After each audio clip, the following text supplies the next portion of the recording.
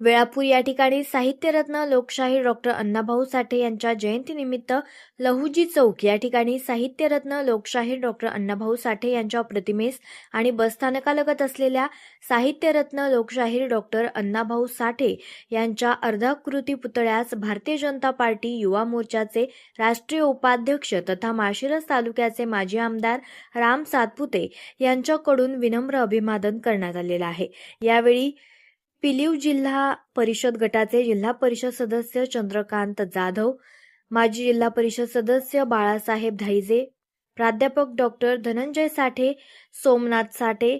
OBC सेलचे मंडळ अध्यक्ष काकासाहेब जाधव, भाजपा नेते मदन माने देशमुख, भाजप शहर अध्यक्ष संदीप माने देशमुख, संदीप पनासे, पिनू येडगे, त्याचबरोबर श्रीकांत होडगे, दत्तात्रय माळी, भैया धोत्रे, ओंकार खराडे यांसह सागर काळे, अशोक जगदाळे, अजय शिंदे आदींसह इतर मान्यवरही उपस्थित होते। या कार्यक्रमाचे आयोजन सकल मातंग समाज वेळापूर आणि साहित्यरत्न लोकशाहीर अण्णाभाऊ साठे जयंती उत्सव समिती आणि साहित्यरत्न प्रतिष्ठान यांच्या वतीनं करण्यात आलं होतं।